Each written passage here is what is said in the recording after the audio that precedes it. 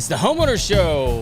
Welcome to another live podcast here at Sawyer Park Ice House. We are here with the net, and we are living it up right. Tonight, we are meeting with lots of entrepreneurs, business owners, and operators, and we're going to bring you all the best information and options for you in your home. So glad you guys could join us for another episode. While we are not in the studio, we're going to do the best that we can out here in the noisy Ice House arena and get it knocked out for you guys tonight. Hopefully you can, if you can't be here, hopefully you can join us online. It's going to be a good time. Hopefully you're hearing all the good times that are happening behind us.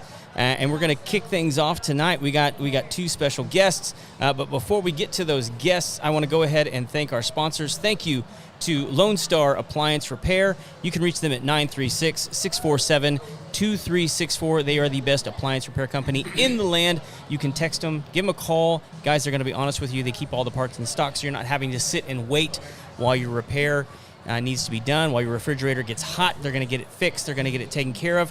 And honestly, it's just going to be cheaper than going out and buying a new one. And with all these tariffs coming through, while you may think they're a great thing, they're going to make your appliances way more expensive. So right now it's going to be cheaper to get your appliances repaired. Give them a call, 936-647-2364. We also want to thank our other sponsor, True Texas Solar and Roofing. You can reach them at 936-286-8325. They are your one-stop shop for solar and roofing. You can get complete energy independence by giving them a call. They can get you set up with solar. They can get you set up with a whole home generator. They can get you set up with a whole home battery, and they're going to get you off the grid as much as you legally can be and get you set up right. They can also inspect your roof and make sure that it's set up for those solar panels to be put on right. Give them a call, 936-286-8325. And right now tonight we got two guys sitting down with us that are actually in the roofing industry themselves. We're gonna get into all of it tonight, and you know, who knows, it could be we didn't even talk about what we could talk about. We're going to talk about everything, I guess. So why don't you guys let everybody know who you are and what it is that you guys do? Yeah, so my name is Wilder Titus. I'm the co-owner of Ryan's Roofing, and we're based out of League City, Texas. And you are? I'm Alex Johnson, sales manager for Ryan's Roofing. Yeah, you might hold the record for like deepest voice we've ever had on the podcast. Thank you. Well, so give me an idea. Like, you guys are down in League City. I mean, it's a little bit closer to the coast than we are. I imagine the roofing business stays a little busier than it does up in here. What do you guys feel like your specialty is? I mean, what is it you guys do better than anybody else? So I think my specialty is personally, so I used to work for State Farm. I was an adjuster. So I think I bring that edge to the table that I can tell you within 10 minutes whether your house is going to be approved by insurance. You know, a lot of roofing companies out here, you know, when they meet the adjuster, it's kind of up in the air. They're not sure if it's going to be approved or not. But based on the experience that I have at State Farm, which is the strictest insurance, that kind of gives me an edge when I'm going into battle with it. Yeah. So so you're the guy that's used to being yelled at while you're on the property. Yes, sir. Yes. That's right. Yes, basically. So, I mean, I know that, because you come from the insurance world, to me that's helpful because I know that insurance is drastically changing in Texas. It is. Yes, you know, are you guys anticipating that? Like, what are you guys thinking? I mean, like, for those of you that don't know, I don't know about all insurance in Texas, but I do know that, like, probably within the next 5 years, roofs are going to be a whole separate insurance policy. They're getting rolled out of regular homeowners insurance. Mm-hmm. It's just not going to be a thing anymore. Yeah. So, what are you guys doing to kind of prepare for that? What do you guys think about that? So what we're kind of doing to think about that is basically when we go to a home, regardless if we actually do the replacement or not, we're making them aware of the policies that the insurance is looking for. Okay. So, you know, even if there might not be enough damage on the roof to get a replacement, we're telling them basically this is what your insurance is looking for. So, you know, when they call us, obviously we're going to be ready to do the work. Yeah. So that's kind of how we go against that. I mean, and how much of what you guys are even doing is insurance? So I would say about some stuff in behind you. So sorry if you're good. There's not a shadow falling over me. It's Sorry, go ahead. No, I would say about 40% is insurance. We're actually trying to get more into commercial because if we can avoid insurance, obviously it's a good thing because, you know, I used to work in insurance. I know how hard it is to go against your insurance agent and all that. And another thing that stands out about Ryan's Roofing is we actually have a 90% success rate because even if the insurance says no, we go after them. Because if we believe our homeowners have been unfairly treated, we go after them when other roofers will just move on to the next one. Yeah, I mean, like, what does that mean? And when you say that you go after them, I mean, like, what sort of recourse does a roofer have? Like, I mean, obviously you've been an adjuster, so you know how to work that relationship a little bit. So how does that actually work? So basically, there's a lot of adjusters out there, even when I used to work at State Farm, that, for example, there's guys out there that if it would take too long, if they're just not good people, they would deny claims just based on because they don't want to do any paperwork. Right. So basically what I'm saying, I'm not saying it happens all the time, but there are times where an adjuster will say there's no damage, and I can see it from the adjuster side and the roofing side, and I can say, hey, the way State Farm does it is if you have over 50% damage, you get a roof replacement. Okay. Anything below that is you're just going to get a repair. So basically what I do is I vouch for the insured that doesn't know anything, and I bring to the table my insurance experience to get them the roof if it's warranted. It doesn't happen all the time, but most roofers will be like, oh, there's insurance ain't paying for it, we're going to the next one. Like, I make sure my customers are treated fairly when the insurance won't treat them. Yeah, very well. you're sticking up for them. Yes, essentially. Like yeah. having the conversation, not just backing down Yes. immediately because they say no. Pretty much. I Yes, got sir. you. So like on that end, then you were State Farm. Yes. So from your experience, how long you been doing this, by the way? So I've actually been I'm a co-owner. I've been the owner for 3 years with the co-owner. The company's been in business for 7 years. He did it 4 years without me, and then the last 3 with me. And I was an adjuster for 2 years before this. Okay. How long you been out this? So I've been this for a little under a year now. I'm prior military. So, Oh, really? Yes, sir. What branch were you in? Air Force. Air Force. Yeah, What were you doing over there? 35 as a maintainer. Okay. Where were you stationed? I was stationed over in Hill. Where? Hill in Utah. Okay. But then I went everywhere. I went to Japan, Guam, Jordan. Oh, sweet. Well, my cousin's a drone pilot with the Air Force out in Vegas right now. Oh. Yeah. Are you familiar with what's going on with those guys right now? Not the drone pilots themselves, no. I work with the 35s, 22s, and B2s, all the 5th gen, just manned aircraft fighters. Yeah. And the B2's a bomber, obviously, but Well, yeah. yeah. Well, I'll circle back around to the insurance. no, you're This is just interesting to me. So I was having drinks with a couple of pilots, drone pilots. Yep. And their beef with the Air Force right now is they're going to do a career in the Air Force. They've been sort of pigeonholed into the drone program, which is an extremely valuable program to the Air Force. Definitely. Outside of the Air Force, That- has next to no value. Exactly. For that job experience, and they don't even leave with any sort of hours in the air. Yeah, no flight Even hours. though nothing like that. they're literally flying drones for 12 hours at a time, but they can't fly a commercial. Yeah, it's dumb. It's very, very dumb. I don't know what to do with it. It's like Yeah, I've known quite a few people that cross-trained from that career field and to maintainer because it was just like, what's the point? Because after the fact, maintainers, one of the options for me was to go work for Boeing or something like that and Right. go work on aircraft and continue that. But like you said with them and the drone pilots, they get next to nothing outside of the Air Force. And yeah, it's kind of sad. If you have a career in the military, of course, follow that, do that. But within outside the Air Force, yeah. Why are you doing it? Yeah, and my cousin that went in, he went in with a pilot's license. Yeah. And still, he's not getting any experience that's- as a pilot, even though he's flying Can't get his aircraft. flight hours up and nothing. And go outside, more yeah. sophisticated aircraft. Yes. If you know anything about the drones that the Air Force fly, more sophisticated than Way most of the more airplanes. sophisticated. So it's I don't get it. But anyway, on the insurance side of things, what is one of the toughest ones to deal with right now, at least in Texas? Because I know all of them are changing their policies. They're changing the way that they do things. And I don't want you to speak bad about anybody. You're good. But which one's the hardest one that you found to deal with lately? I would say, so obviously I worked for State Farm for 2 years. The other co-owner, he actually worked for Allstate. So I would say most people say State Farm. He's shaking his head. Allstate. State Farm and Allstate, I would say, in my opinion, are probably the hardest. And I feel like most of the country would agree that State Farm and Allstate are the hardest to get bought by. Is State Farm the one that just recently pulled out of California? Yes. Yeah. Because all the wildfires, yes. Okay. Yes. Yeah, okay. That one bugged me a bunch. Oh, yeah. Not because I wasn't mad at State Farm at all. Yeah. I was mad at the people who were mad at State Farm that hadn't been listening to what State Farm had been saying for the last 5 years. Yeah. They're like, hey, we can't continue to offer homeowners policies because the California government won't deal with the landscape that's going to eventually cause a forest fire.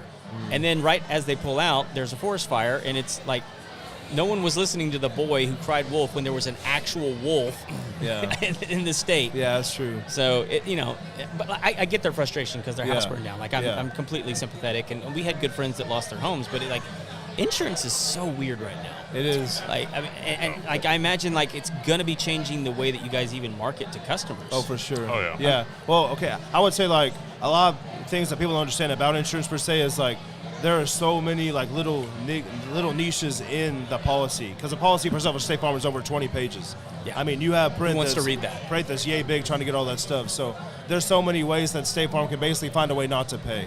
I mean, just me speaking about how my experience, there's just there's a lot of qualifications that the State Farm agent is supposed to tell them about that doesn't get communicated, and so people are burned out. And I was the one telling no, but now I'm the one saying yes. So I kind of switched sides. Now I'm helping people. So. Yeah. Are you guys exclusively doing roofs? Are you guys doing like roof extensions? Are you guys? So yeah, we do roofs, we do gutters. Okay. We do like fascia, soffit, and all that. Soffit repair, fascia repair, roof replacement. Fences as well. Yeah, we contract out for fences. I mean, we can obviously contract out drywall and all that, but our main focus is roofs and gutters. So. How do you guys feel about different kinds of gutter guards? I'm sorry, could you say that again? Gutter guards? Gutter guards? Yeah, what's one that, I mean, if you guys are installing them, that's something I know people are interested in. Gutter guards are good. I mean, they're nice and they don't destroy your gutters. Like some people are afraid of them because they're afraid of the extra weight when it's, I mean, it's real light aluminum. Yeah. But when you add all that onto a gutter, it's a lot more weight.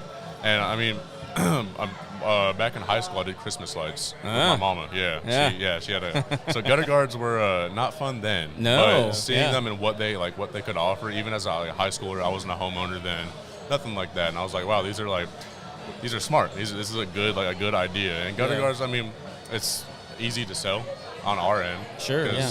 And it's not that much more expensive. If you're getting gutters installed or gutter replaced, gutter guards are. I think it's a no-brainer personally. Is just that the something, protection it offers. Yeah. Yeah. I mean, well, for me, it's like keep old people off the roof, man, because otherwise, look, some 72-year-old man is going to think he needs to be climbing up a ladder to get the pine needles out. I mean, it's not a good idea. I mean, tomorrow I'm helping my buddy's friend. My buddy's in college right now in Oklahoma, and his dad, he's legally blind. He's an older gentleman himself, so he actually texted me and he was like, "Hey, I need some help with the gutters." He has a 2-story house, and I was like, "Oh, of course, no problem at all." Yeah. And I mean, if he had gutter guards, would that be an issue? But at the end of the day, it's smart business. Yeah. So I'm getting the notice to move on to my next guest, because we got to keep this thing rolling tonight. But if you guys would let everybody know again, the name of your company, how to get a hold of you guys. So our company name is Ryan's Roofing. And our work phone number is 281-729-3012. We do free roof inspections, and our slogan is "We're there for you when the insurance isn't." Awesome. So. And you guys, do you guys operate all over Houston? Or? Yes. Yeah? Yes, sir. Fantastic, man. Well, thank you guys for sitting down. Yes, sir. Appreciate you guys sponsoring the event for sure. Super good to meet you guys. I mean, hopefully we get to connect later on. I mean, hang out and have a good time. It's a good place to do it. Appreciate it. Y'all have a good night. All right, Thank you. sir. Yeah. Good to meet you. Good to meet you, brother. Yeah. Sharp suit, by the way. Appreciate you, man. Yeah.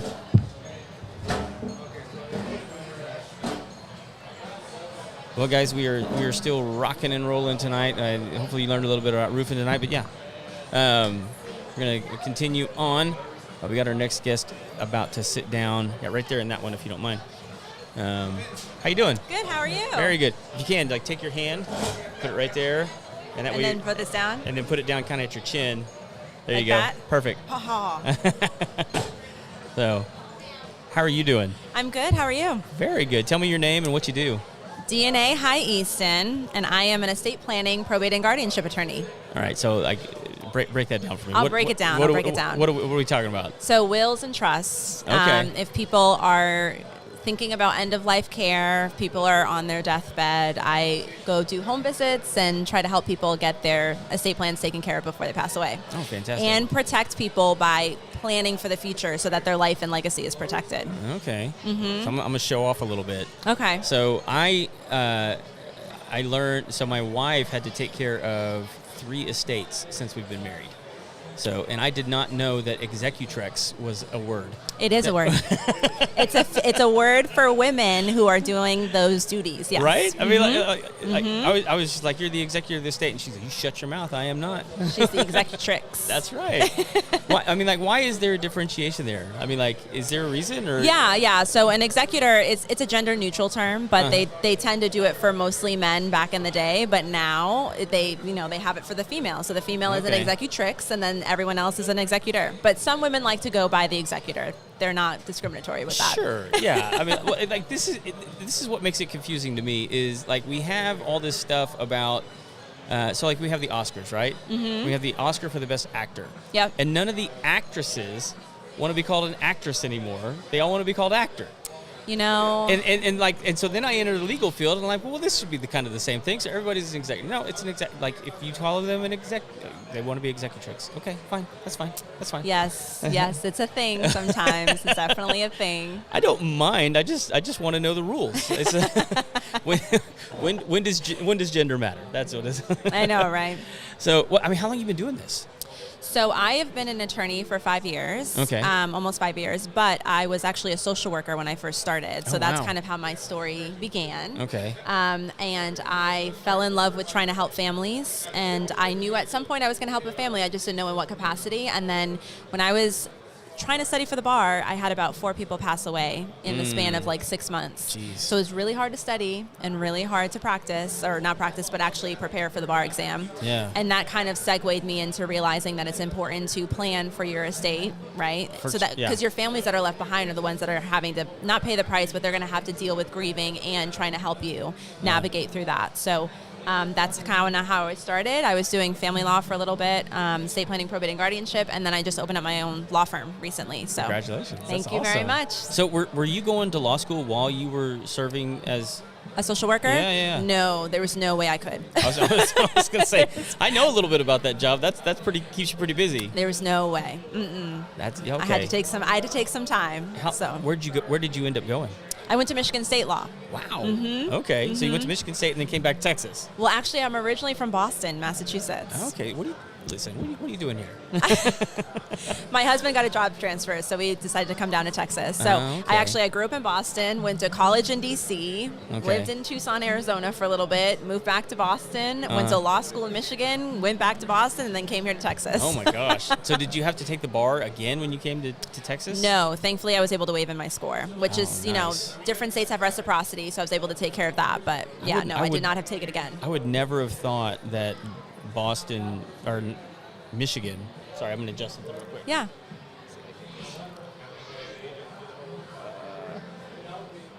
Beautiful.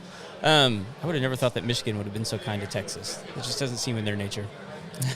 I'm nothing against Michigan, but it just seems like they wouldn't like us that much. Yeah. Michigan is Michigan. That's all I can say. Michigan is Michigan. I mean, if for nothing else, that we're in the SEC down here. I mean, it's like, Yeah, I know. You would think, though, especially going to Michigan State Law, you would think that I would have been at all of the games and all the things, but I didn't have a chance to because I was studying for law school. Yeah, that's true. Well, I'll tell you this. We, on the show here, we're a big believer in what you do. We're actually holding a live event on the 8th for business owners to come in. They're actually going to be meeting with my attorney who set up my corporations and then also set up my trust. Oh, amazing. For actually has set up several trusts for us now.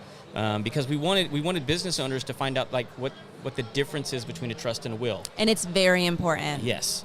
And and how that can actually be beneficial to you in your business and how that can integrate into your business, it's extremely valuable. I'm actually glad you're here because this is a lot of clientele, potential clientele for you that I promise you doesn't have that kind of stuff set up. And it's so important, and people don't realize how important it is until it's too late. And that's the sad part. So a lot of times I try to educate, empower people. You don't have to use me, but at least know what you have going on for your life and legacy so that way you can protect your assets and protect your children and protect your legacy. 100%. Look, I'll tell you, the reason we got so dogmatic about this kind of stuff, my best friend and his wife were killed tragically in a car accident. Oh, I'm so sorry. All of a sudden. And this was 4 or 5 years ago now. And he and her both were very organized and prepared people. They didn't have a will. They didn't have a trust. And so no. There was this just weird moment between the families. It's and they had 4 kids. What happens to the kids? And nobody knew. And that's the saddest part. And, I really want to do this thing. It's called a Kids Protection Plan. I am all about making sure that the kids are protected. And if you do not have a will, at least at the minimum, the state's going to decide it for you. And who wants the state to decide what happens to your assets and what happens to your children? Yeah. All you have to do is go visit one state-run facility and find out you never want your kids to go there. Exactly. And you don't want anybody else's kids to go there either. Exactly. And as a social worker, I used to be taking kids, so I know how it is when you are trying to think about, okay, you might not need it now, but worst-case scenario can happen in a split second, and then you're stuck. Yeah. And most people think, I don't have the time, I don't have the money, and can almost promise you that's not the case. Yep. You know, it's really like it's not cheap. It's not, but it's worth it. It's less than a car. So it's like the value is way better than Yeah. what the potential price is. And a lot of times I tell people that if you're not ready to do it now, that's fine. Yeah. But eventually, if you don't do it, the cost of how much that's going to take away from your estate is huge. Yeah. So you pay the money now up front. Yes, it's going to suck a little bit, but you're able to keep the money in the state. Your money stays with your family, and then you have peace of mind knowing that your family's taken care of. Yeah, and it's protected to a certain degree. You can also Yeah. set stipulations. Like, we learned more about ourselves just by going through the process with our attorney. Yep. And him asking us questions that we hadn't thought of. Yep. You know, and that's your job. Yep. You know? Exactly. And it can be uncomfortable, but that's a good thing. Yes. You know? Mm-hmm. So. But I'm glad you have that taken care of. It's one less person I have to worry about, so that's awesome. There's other reasons to worry about me. We'll talk about that later. That's right.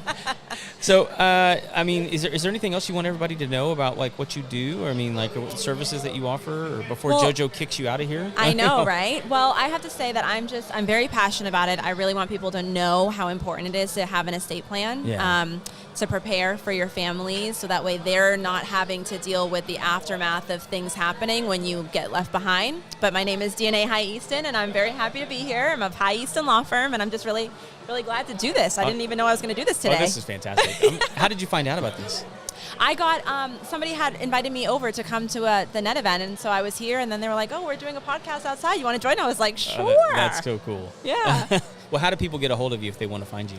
So they can call my office. My office is 281-895-1721. They can visit my website at higheastonlaw.com. Okay. And they can also go on Instagram and find High Easton Law on Instagram, but as well if they want to follow me personally, because Yeah. I'm an open book, Miss Legally D. Okay. Yes, I am not, what's her name, Elle Woods. Do you have the suit, though?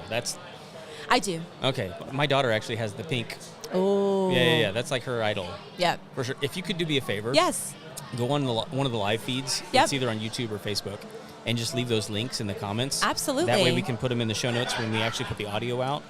I just want to make sure and get it. Yeah, that would be amazing. Yeah. That would be Thank you super so helpful. much. Thank you so much. Yeah. Thank you for sitting down. Oh, of course. Pleasure. Good to meet you. You too. All right, guys. We are still rocking and rolling here at Sawyer Park Ice House. Glad you guys could join us here on the live feed. Wow, let's see what's going on here. I'm trying to. There we go. All right, there we go. Yeah, we're having a good time tonight. I need what's going on? Is Adrian sitting down? Oh, we're making some adjustments to the set. That's what's going on. Thank you guys.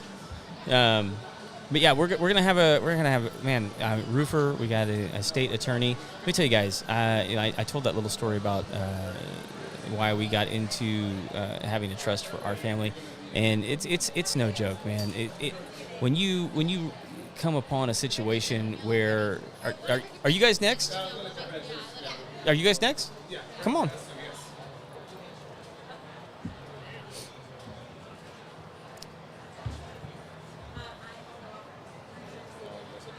Oh, we're getting set up for another guest here. You got 2 drinks. You brought me nothing.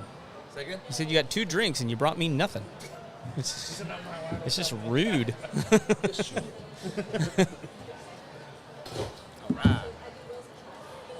All right. Did you guys know you were going to come on a podcast tonight?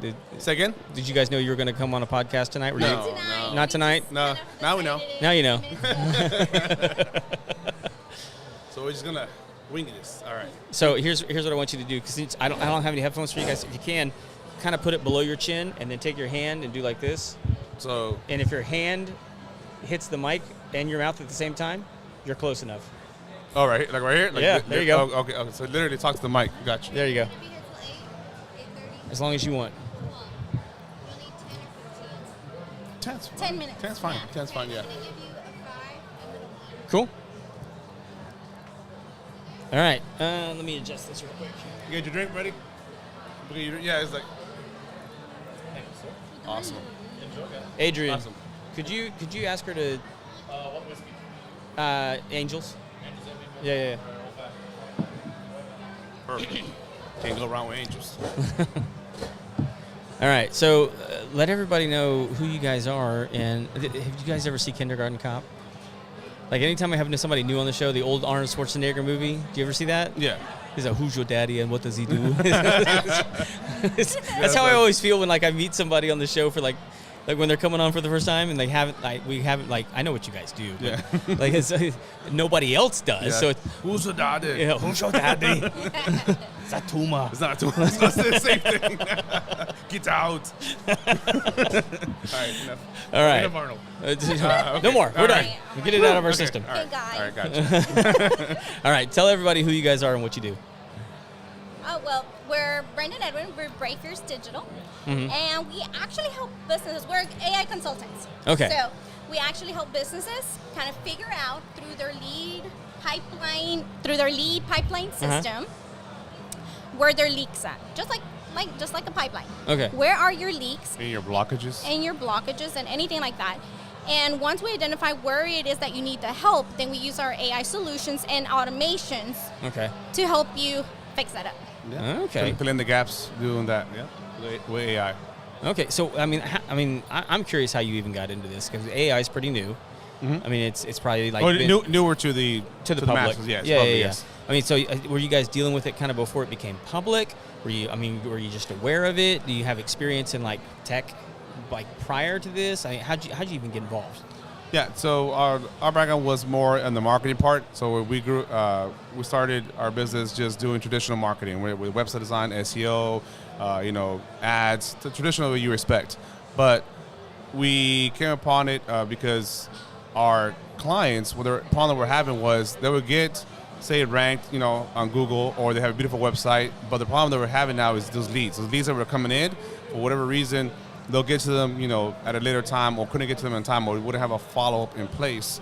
So when we would ask them, hey, how are your leads coming in, especially if they're paying for leads, we'll ask them, hey, so how many new leads did you close? How many customers did you get this month? Right. And they'll be like, oh, 0. I was like, well, how? Like, what happened? And then most of the time, oh, it's because I didn't get to them on time, or I'm too busy. So we saw the same thing over and over and over. So the biggest issue we saw right there was speed to lead. So I was like, okay, we can solve that, speed to lead, then we can help tremendously our clients. And with AI at that time, this was like 2022, late 2022, when ChatGPT just released in around November, December, I think it was. I already had whiff of it, it was coming, and as far as what it could do, but as soon as it became available, immediately signed up, started playing with it, and you just realize, just doing simple stuff, right? Like, oh, hey, give me a recipe for a good chicken dinner. Real simple stuff. And it would just like start dropping. I was like wow, okay. It's like, and then start role playing with it. It was like, hey, the customer gets a new lead. How would you qualify a customer for pest control, right? And I'll do that. And I was like, oh, these are the questions you will ask. And I'll just give you all the qualifying questions for it. That's when I knew, okay, we need to start using this for our clients. Yeah. Did you have a background in tech as well, or? No, I'm design, so I'm the creative one on this. So I started with web design and I started with t-shirts and that sort of stuff, different designs, logos. Next thing I know, I'm making websites. So again, we were a team in this, and we started doing the automations for people, trying to fill in those gaps and trying to help people automate some of these tasks. But then when AI came in, I was like, that's it. Yeah. Like, we add AI to the automations that are happening and have AI actually do some of these automations for people. Like, it saves that's a lot of time. Game changer. Yeah, it is so, for them. yeah, for one of the biggest ones was there's people literally spending lots of money on marketing, on ads, and there's actually leads coming in. And you don't answer the phone. You don't get back to them immediately. You already know. If they found you on Google, they're going to move on to the next person. Right. Yeah, they're going down the list. They're not like, They're not waiting around. I hope they call me back. No, they're not waiting for you to call back. They're just who's next answering the phone first. Whoever answers the phone first, Exactly. that's where it goes. Yeah, For sure. Yeah, so we're like, well, we got the solution. Yeah. Let's put something together that not only does it pick up for you, so it can actually message back like, hey, sorry we missed your call. how can we help you? That's immediately engagement. Yeah. And that's how we started. It was first. It was just like that. Like, hey, sorry, Mr. Call. How can I help? Right. So it's a text. Okay, let me message back. And that's it. You got them. You know, now it's up to you. But now it's a full conversation at this point. Oh, so yeah. Like, hey, how can I help you today? You know, and then I need a quote for my lawn or to get whatever. Yeah. And then it'll start gathering information, the name, number, email, address, all that stuff. How big is your yard? So whatever it needs, it'll start grabbing all the information, and then it'll let you know whether you want to do an actual appointment for book an appointment to go out there and do a quote or a callback. Yeah. It gets all the info and then lets the customer or the business owner know, hey, John just booked an appointment for this time, this day. Yeah. So I want to ask this because I actually had this experience the other day. I was on the phone making an appointment for a phone call. And I was pretty sure I was talking to AI. And so at one point in the conversation, I just sort of stopped the conversation and I said, hey, am I talking to a real person? And it just redirected me. It wouldn't answer the question. You know, like, because it didn't want me to know. Yeah. And so like I didn't bother me. It's fine. Certain things the certain tonality, the cadence, the way it's speaking, you can tell that okay, this is not how a human will talk, right? Yes. Well, and some of it is like they'll go back. It'll go back to things that it knows that works, like phrases, you know, and you'll hear it repeat it and so like they're still working it out. Yes. It's still very, very good. It is. Yeah. Like it's pretty impressive. Yeah, the giveaway for everybody, anyone listening, the giveaway if you're talking to a voice AI is when you say something and it repeats. Great choice. Now, let's go ahead. If it says something like that, great choice, excellent. Just, do you know it's an AI? Yes, it'll be. That's awesome. Exactly. Yes, but we're testing right now our current voice AIs to be more casual. Like, okay, yeah, I can do that. That's cool. Yeah. It very like, oh, okay, yeah, I can do that. Well, I mean, so what have you guys been? Because I mean, like, I would, from what I'm gathering, y'all's clients are people like me, business owners, operators, things like that. What do you guys are finding that are the biggest gaps that AI can actually fill that maybe they're not thinking? Because I think most people think of it as like answering, like phone conversations and things like that. But like, what is that the biggest one, or are there other ones that you guys are finding that are way more follow-ups? Follow-ups. What do you mean by follow-ups? Yeah. Well, follow-ups. It's great when you gather that new lead that comes in. Great, right? And you call them, you got your appointment, Right. But they're not ready. Okay. Okay. A lot of people, or maybe it's more of a phone call, and they didn't answer. They didn't get to the appointment. Sure. And they give up after that. They're like, oh, okay, well, they didn't want it. Forgotten. And you move on. Out of sight, out of mind. Yeah. Yes, But exactly. how many times has it happened to yourself where you're in the middle of a message, something interrupts you, Right. life, right? And you forget to call him back. I forgot. Or you thought you sent it. How many times has that happened? Yeah. So it's okay. A lot of people are very intimidated about calling them back several times. Yeah, they don't want to be a reaching back. bother. They're afraid to be a bother, but I mean, you are running a business, so you kind of have to. And there's a proper way to do it. Obviously, you don't want to be a nagger and things like that, but you do have to reach them back, and they contact you first anyway, so they expect you to call them back. So they express interest in your service or your business. Right. So they gave you their info, so they want you to call them back. And that's one thing that's like that little shift in your mind is like, I got their name, number, and their email, sometimes even their address. Right. So you can literally go to their house. So it's like, why wouldn't they want you to call back or message back? Yeah, for sure. That's the point. So people just like, oh, I don't want to be a nuisance. Well, no, you have to like. An adoption that people use now is called, for follow-ups, is buy, or die. So either they're buying from you, they're saying goodbye to you, or they just die off. Right. Not literally die, but day off in the sunset. They don't respond to you. They're Nothing just happens. not your client by At that point, you're like, okay, get them off the list, and just whatever. But those are the options there. So if they're not buying, if they're not telling you, hey, stop contacting me, then you just keep following up. Not every day. Sure. Right? They do it like 3 days, 7 days. Have a sequence, and then every 2 weeks, and at that point, if they're not responding at all, then at that point you get the hint. I mean, can you even set it up to where there's like specific triggers, like hey, I saw that they opened the email Yes. like 10 minutes ago. I want to send another email in about 20 minutes. Yes, exactly. That kind of stuff? Yes, you can. Yeah, Okay. trigger. Whether it be that, unfortunately, you can do with like a message. I know you can see red message. You can do that part, but email, yes. If it opens the email, they open it. Yes, it triggers. What's that trigger for that? Okay. Or fill out a form. Some Fill out a people form. want some sort of form for whatever their business is. It just works out to have a form. Right. So those things, when somebody submits that form, it's like Sets off a great trigger because a they're whole lot. already agreeing for you to market to them and contact them and ask them to. So they already signed yes. It's okay for you to contact me back with this form, and that becomes a trigger for several things that could happen.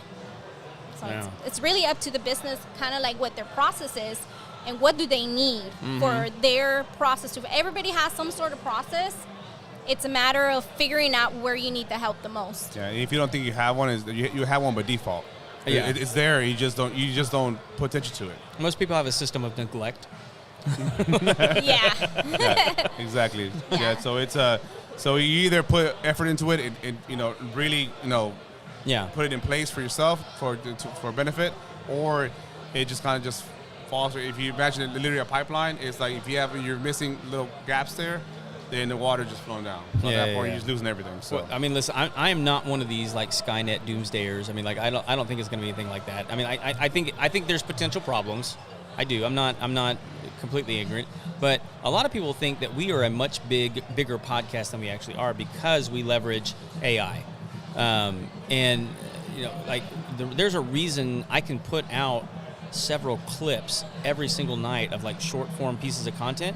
It's because I have AI doing all of my video editing. exactly. And it's ridiculously cheap. I'm surprised that there's so many shows don't take advantage of it. I mean, like, Right. I can remember making them myself. It would take me like 2 hours to make one. Right. And I can do the entire show in about 10 minutes. And that's just me uploading and clicking things. It's like not even me doing anything clip, anymore. caption, and everything for you. Yep. Yeah. So I mean, like, there's aspects to it that are extremely valuable. Yes. Now, is it perfect? No. No, it's still a work in progress. There's so many times where I'll put a clip out there and it makes sense to me, but people watching it will be like, "What are you talking about? There's no context for this." And I'm like, "Stupid AI! Like it didn't. It could have written it in the show notes. It could because like it does that. It takes it'll make a whole transcript. It does all kinds of stuff. Yep. So I mean, like there's lots of uses of it out there, and like some of the stuff you guys have talked about makes complete sense to me. But like, what is some of the more unique aspects of AI that people aren't tapping into out there in the business market, if you can think of any? When it comes to in the business that they can use and everything, it's what it can do on the back end of almost like your team. Like, so one thing is just having one that kind of responds to your messages, right, and takes care of this, incoming messages, or takes care of calls. That's just one part of your team. Once we get a client that, okay, I need it to be, take care of my customers, customer service. I need it to be more FAQ. I need it to be a follow-up. I need it to nurture them. So all of a sudden, you have a whole team. You even like say a scheduling bot that does certain things, or there's so many different solutions you can use AI agent for that before you know it, you have a team of 4, 5, 6 or more agents. All have a task.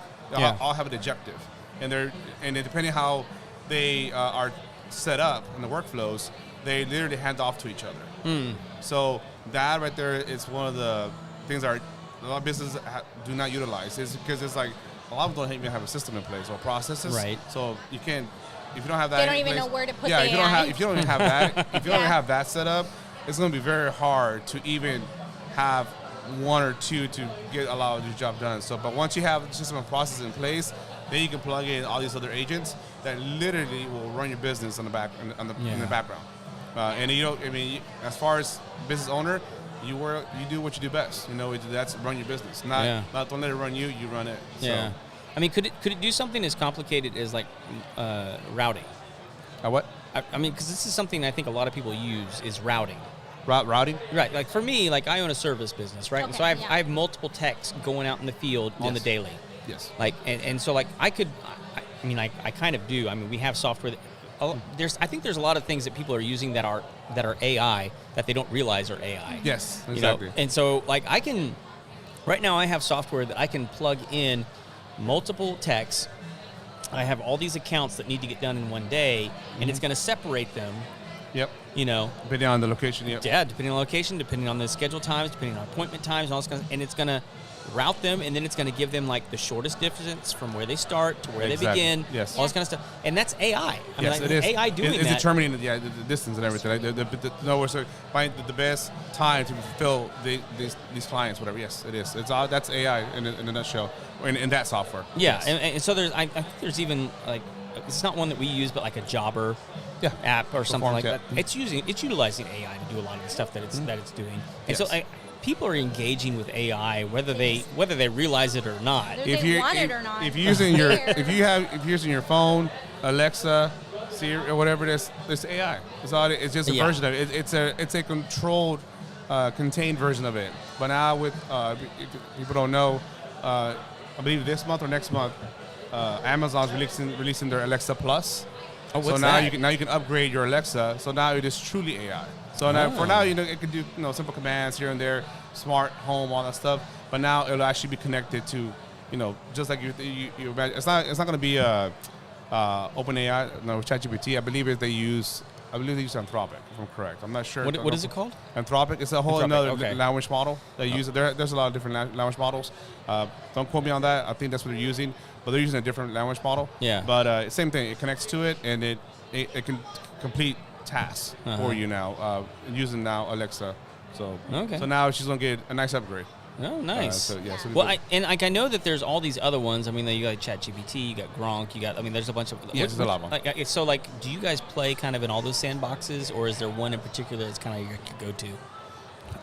They all have their pluses, honestly. Yeah, my go-to is ChatGPT just because that's what I started with, and I have it set up to all my stuff already, so it's just. And it learns from you as you go. Yes, I'm constantly. I really treat it like an assistant. So if I actually had a human assistant, I would tell, hey, update.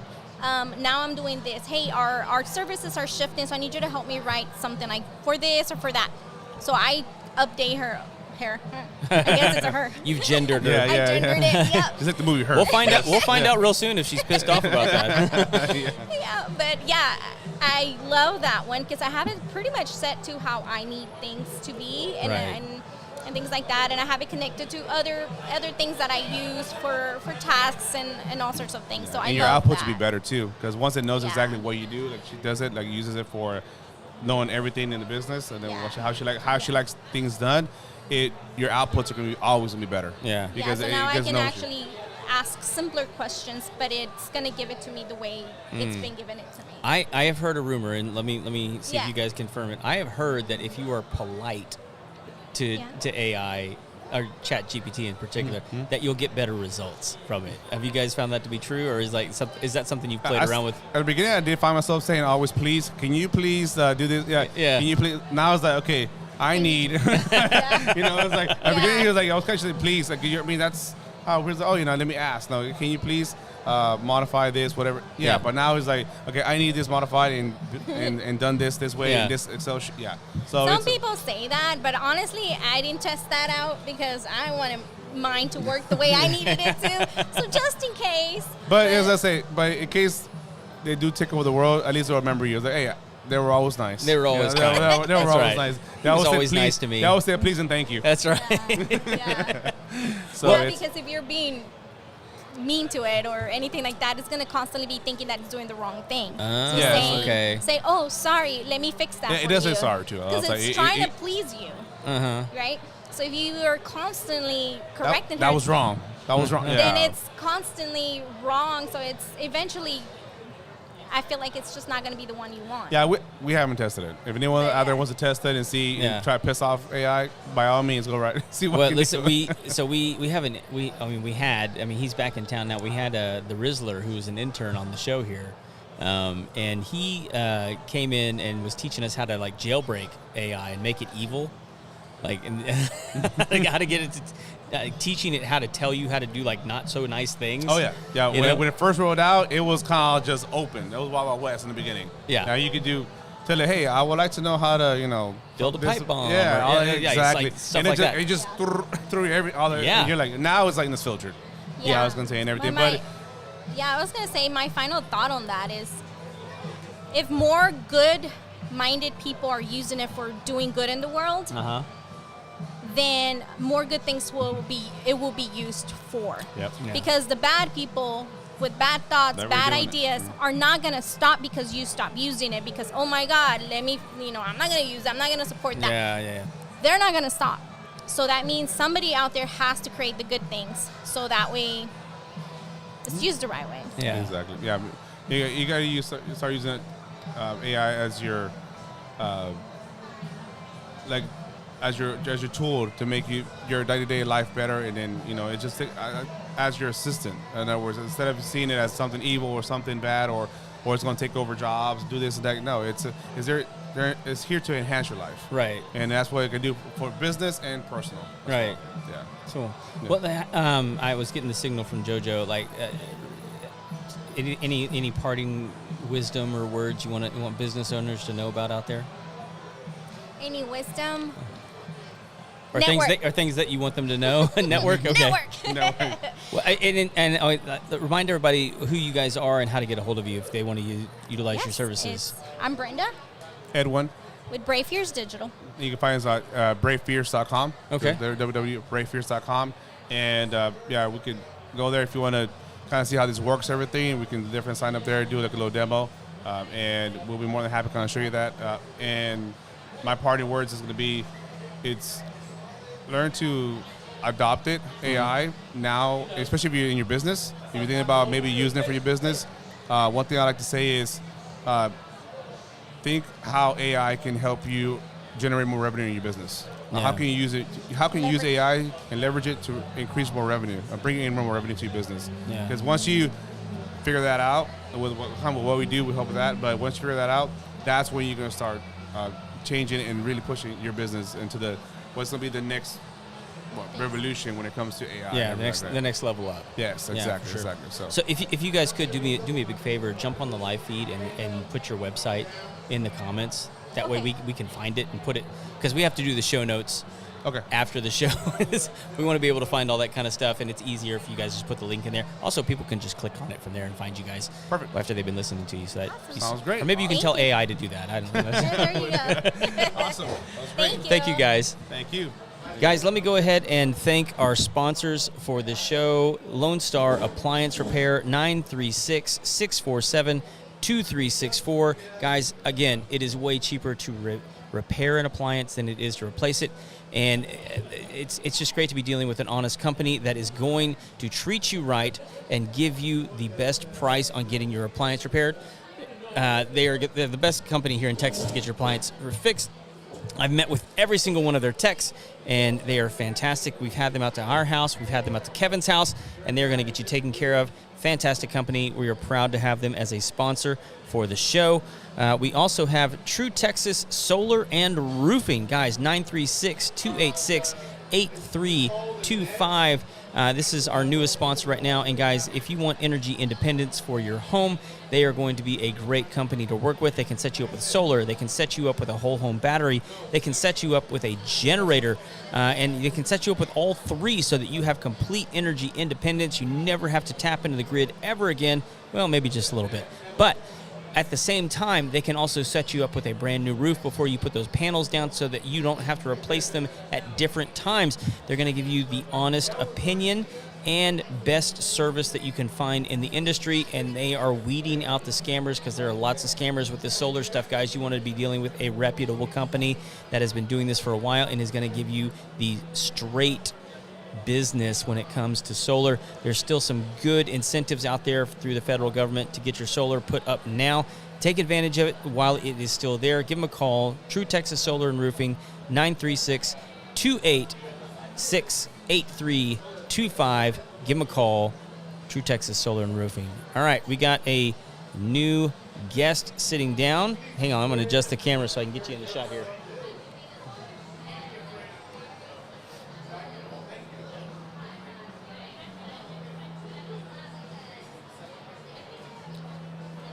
All righty. Why don't you let everybody know exactly who you are and what you do? Very good. My name is Mike Temez, and we're a family-owned and operated restoration company. Oh, we okay. do from mitigation to complete build back, and we've been doing it for some time. And Yeah. yeah, Is it mostly like flooding that you guys deal with? or- anything that requires an insurance company. It could be a tree, it could be a hail, it could be a fire, it could be a toilet that overflowed. It could be small as that. But Right. something that small can become a great problem. People don't realize water travels different places. So yeah, we take any size job. Right. So like fire is one that intrigues me because it seems like there's a lot of stuff that fire can get to that you can't see. Between walls, absolutely. Yeah. So it's fire, one of the more difficult ones because of the Yeah. fact that Scoot up just a little bit. Sure. Yeah. I mean, how do you guys manage that? I mean, with a fire, I mean, do you just have to start ripping walls out when you can't see, or I mean, like, how do you manage that? So, yes. So, if there was fire, then there was water taking place from to put it out. Yeah. So we go. So Secondary damage. Yeah. So one of the things we can do is you go with our infrared equipment, and we start looking for a change in temperature where you could have water travel. Yeah. In other cases, you do spot checks you see where the fire. You look at outlets. You can see smoke, so you get an indication where fire has traveled. Sure. Yeah. I mean, yeah. There's usually a good. Yeah. So from there, you have to open up. You start and work your way. But there's different techniques to get down to the root of anything that's out there. Because you're absolutely right. Very difficult. What you can't see is hard. If you don't have the right tools, it's hard to find until sometimes customers find out many years later, and we make sure that doesn't happen to our customers. Well, I mean, I even imagine like with fire, like insulation being an issue. I mean, because like it melts it. I would imagine it melts the insulation. I mean, Sure. I mean, sure. like depending on the insulation. It depends if it was a lot of heat or it's just smoke and where it's traveled. Yeah, absolutely. So all that has to be. You have to assume that smoke, fire does probably as much or more damage than water. Because Is fire and water damage different? I mean, one of the trends that we're noticing with new builds in particular are these foam insulated homes. Right. You're having it done on the ceiling deck in the attic. You're having it done in the walls and different Right. things. And I've had good friends that have had to completely move out of their homes because of mold issues. Right. With foam, because it wasn't either the foam wasn't installed properly or the HVAC system wasn't put in properly. Absolutely. All these kinds of issues. But like, does foam cause any sort of secondary issues with fire? Is what I'm wondering. I mean, like, or have you even seen anything like that? So I have not come across. We don't. The good thing is that you don't see as many fire issues anymore, just because of the fact that houses are built a lot better now. You got a lot of smoke prevention things out there. Sure. But and the foam insulation is relatively new, so we haven't come across that. But yeah, depending upon where the fire was in that area, so all that can exacerbate. And absolutely, once the integrity of it's gone, then you've got to replace it anyway. Yeah, I mean, can you put foam on top of where old foam was? No, I mean, it becomes a tedious job. Yeah, that's what I was like. Yeah, exactly. I mean, how do you guys deal with that? So you just have to remove it, scrape it off. Okay, so you just got to go in and completely remove it. Yeah. That's crazy, man. That's got to be crazy expensive. Yeah. Like I said, we don't run across a lot of those because we haven't. Well, look, I think you're going to be. Yeah. Because there's a lot more coming. Yeah. Yeah. Look, there are builders are, because of the incentives that the Fed is giving to builders to put foam in houses. Right. They're almost moving exclusively to it. Right. And so like mitigating some of those secondary issues further down the line when like guys like you have to come in, like I would think it's almost going to become standard practice. Like blown insulation, that's going to become a thing of the past. Right. I think. Yeah, and that's why our technicians are constantly getting certified and getting trained.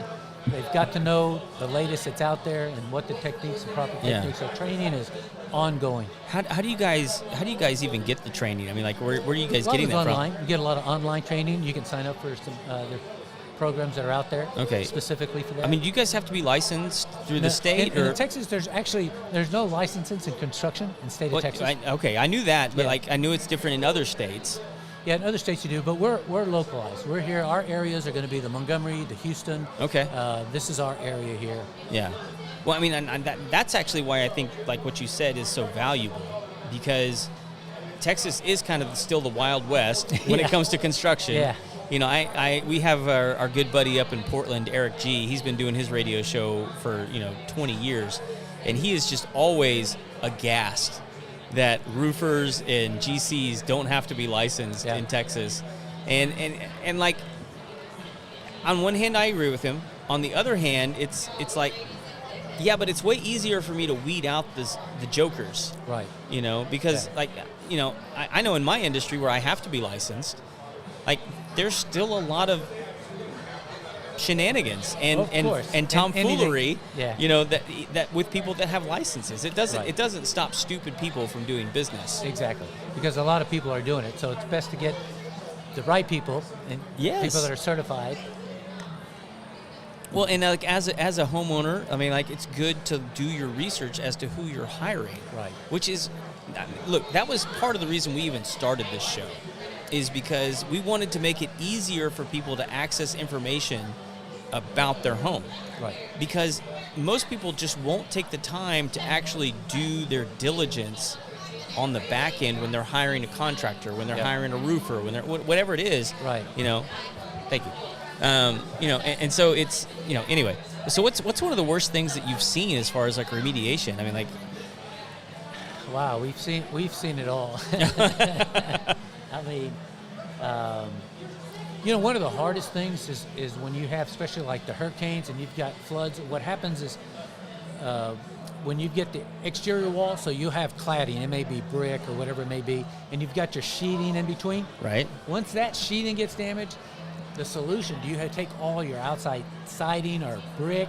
Right. Or are you able to work from the inside? So those become very difficult because obviously you're dealing with insurance and you're dealing with your client. You never want to leave anything exposed. So we're very clear who our customer is, and that's the homeowner. Okay. And that's not always the case. So we are, we work for the customer, but we really hound the insurance to make sure that we get everything the customer needs to get that house built. Well, that was actually going to be my follow-up, is like, are you guys typically dealing with insurance companies? We deal, in fact, 99.9% of our jobs are dealing with insurance. We love dealing with insurance. We know their system. We know the programs they use. We know inside and out. Yeah. So when we do, for example, mitigation, we don't hold back. We tell our customers we're going to remove everything it needs to, and we're taking full accountability. We know what we can do. When we do a mitigation, we take about 2,000 pictures. We code it, we mark it, we indicate it. We have everything.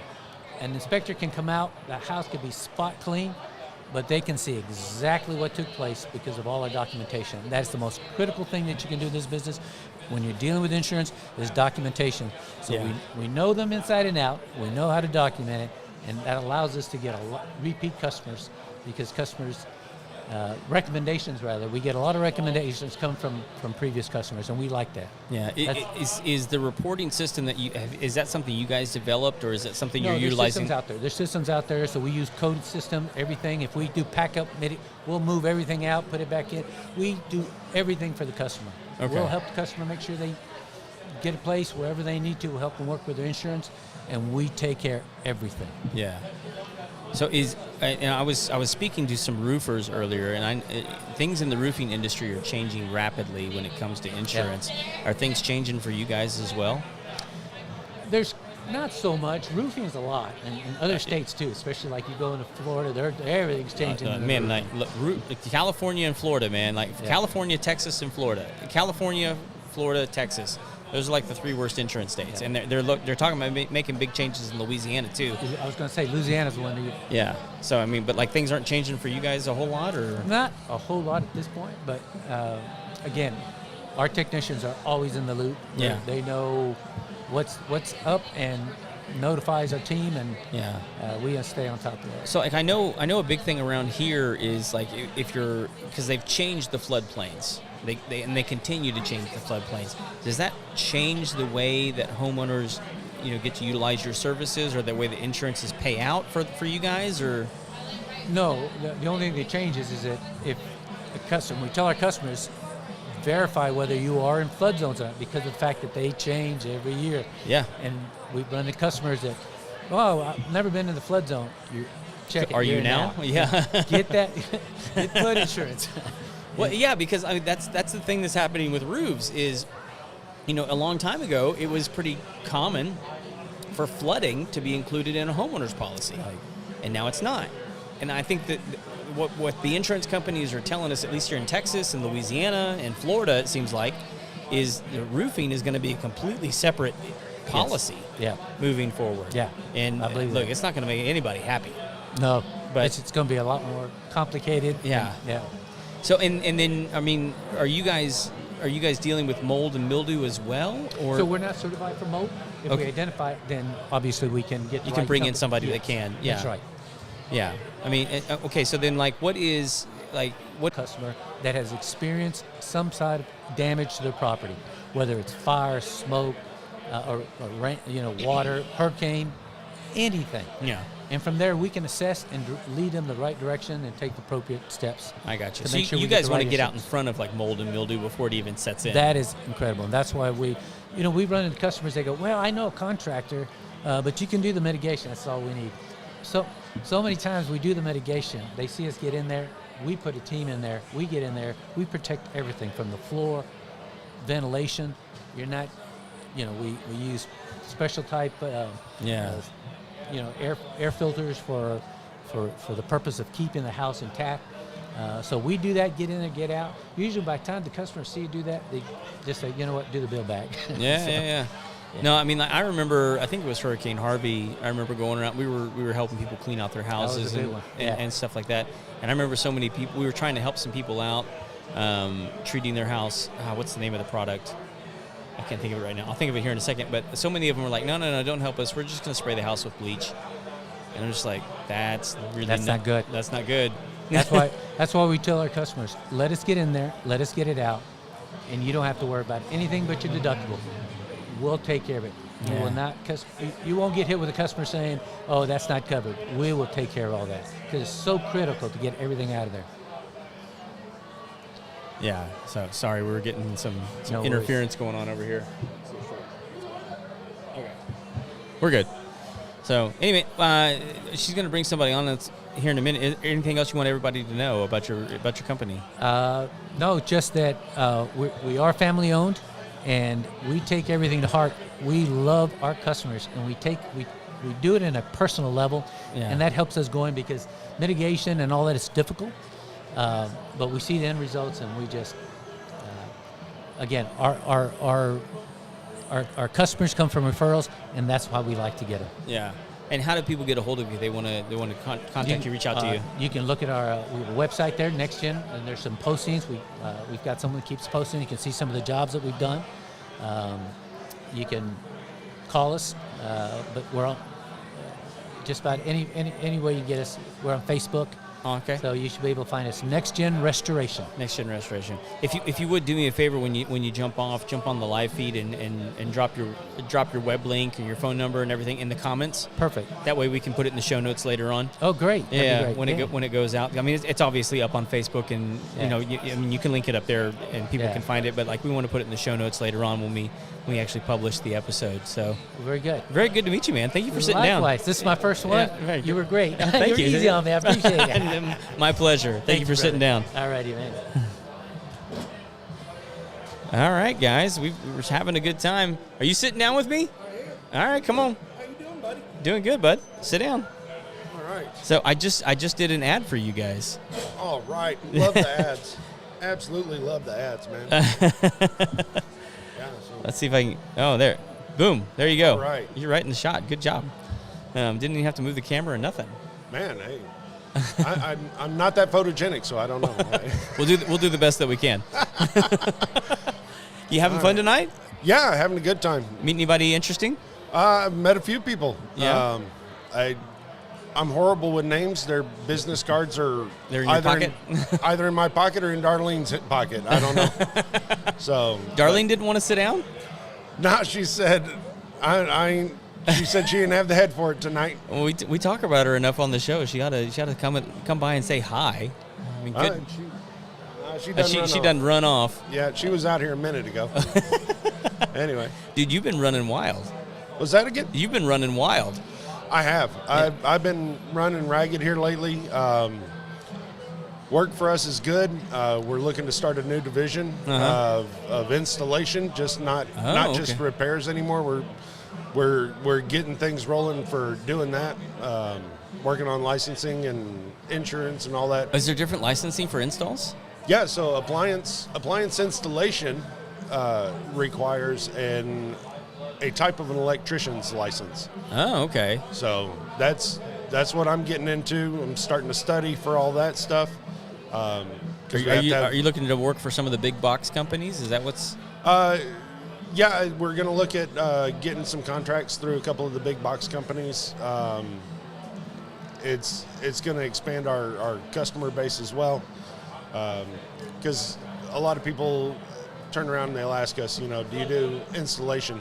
Right now, we do the occasional install, but not really a lot of them.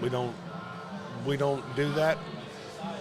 We have kind of a gray area workaround because we do uninstall them. Yeah, you pull them out to work on them, yeah. We uninstall them to service them, so we have to know how to reinstall them. For sure. So it's kind of a gray area workaround that we get to do that, but we can't advertise as installers because we're not. I gotcha. We don't have that license. We can't get those contracts and all that. Is it really that fine of a line where you guys can pull them out, completely unplug it, unplumb it, and put it back, but you just can't put a brand new one in there? Yeah, it's weird. That seems bizarre to me. The state of Texas has some weird laws when it comes to licensing. Well, I mean, not as weird as other ones. I mean, this. I mean, I was actually just talking to somebody about this. How you don't have to have a license to be a roofer or a GC in the state of Texas. No, you don't. And so, to me, I understand why we have licensing for plumbers and electricians and guys like me. Yeah. But for stuff like that, it seems kind of. And I'm not saying that what you guys do is not complicated. It's very complicated. But if they're going to let you pull it out and work on it, you would think it'd be perfectly fine for you to put a brand new one in. Well, that's the bureaucrat mindset, But they probably never even thought about it in those terms. No, but you're talking about here in the state of Texas, roofers, general contractors. I used to hold a real estate inspector's license many moons ago, and in California, you can hang up a shingle. No requirements whatsoever in California, and their building codes are a lot stricter than ours because you've got to have houses that are earthquake proof and all this other stuff. But any Joe Schmo can go hang up a shingle and be an inspector.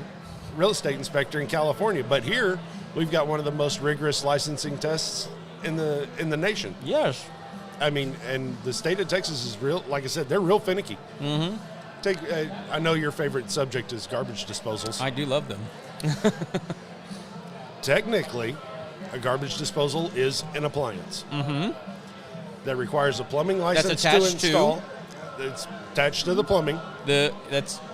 And the electrical. But you attach a garbage disposal to the bottom of a sink. Thank you.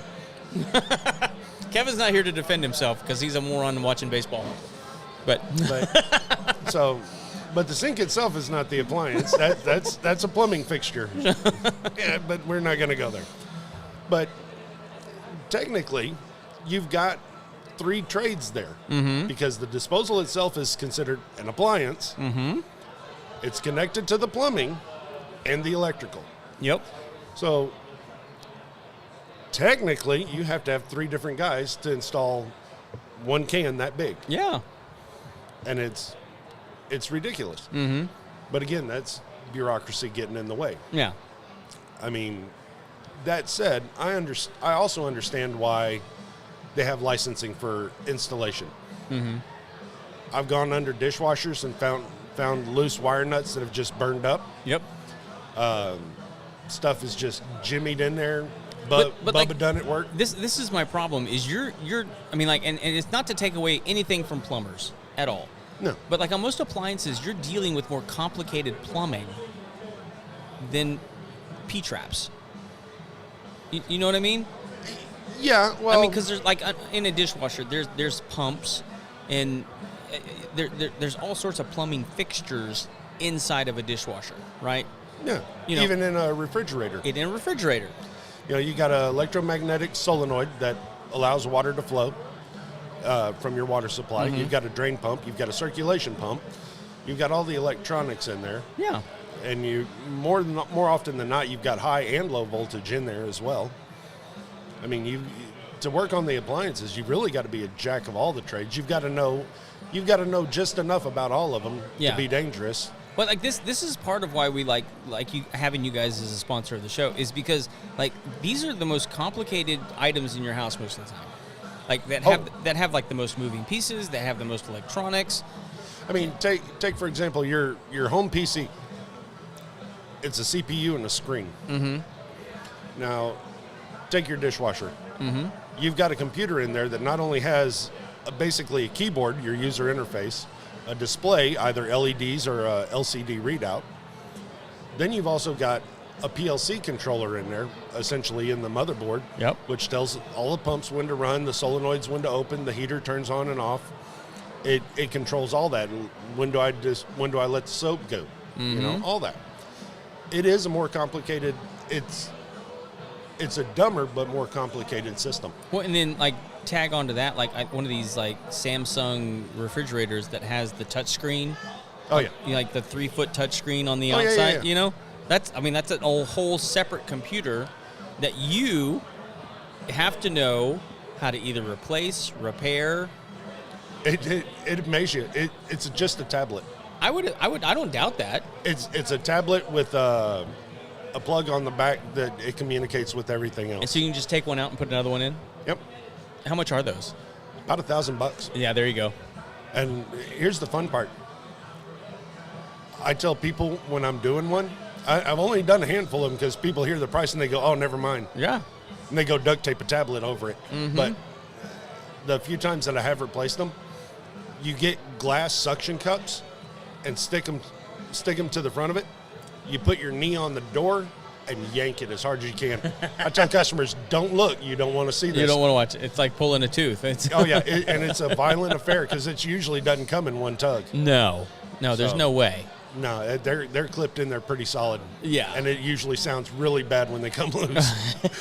But everything goes back. With you here, because you told me the other night, and if you don't mind sharing, like Kevin and I stayed at an Airbnb that had one of those ice makers you and I were talking about the other night that makes the round balls. Oh, yeah. Yeah, you said that's an LG refrigerator? Yes, LG. Look, we're not here. If anybody else has come out with one, I'm not aware of it as of yet, but LG is the one that's known for it. Yeah, so and we're not here to disparage any brands or anything like that, so let's put that on the table. But you were telling me, because we were talking about ice makers breaking. Mm-hmm. Right, and I told you, I was like, man, I found this one that we stayed at this Airbnb. It had this amazing ice maker. It was making the perfect balls for my old fashions. Oh yeah. And you were like, yeah, don't ever have that thing break because just the ice maker. Never mind the labor and all that stuff. Right. Ice maker alone is about $500 to replace it for an ice maker. Yeah. So, and I think I was looking online the other day. I'm always searching for this stuff. I'm just always interested to see what's out there in the market. I think GE makes like a tabletop ice maker version of that I think is $350. Really? I'll have to look up that. Yeah. That's interesting. I haven't heard that yet.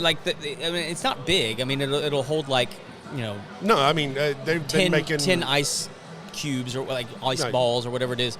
But I saw one the other day. It was around that price. It was like $357 or something like that. I'd have to go back and look it up. I mean, countertop ice makers have been around for, I don't know, 4 or 5 years now, I guess. Yeah. Maybe a little longer than that. Longer than that.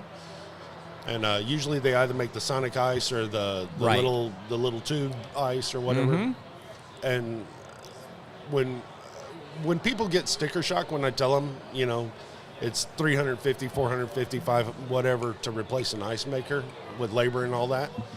They get that sticker shock, and I tell them, like, look, here's the other option. You can go on Amazon. They make a countertop ice maker for $100. Right. But it's going to take up a chunk of your Yeah, you're going to counter. lose some space. You're going to lose some space. I mean, it's a reasonable alternative. Yeah.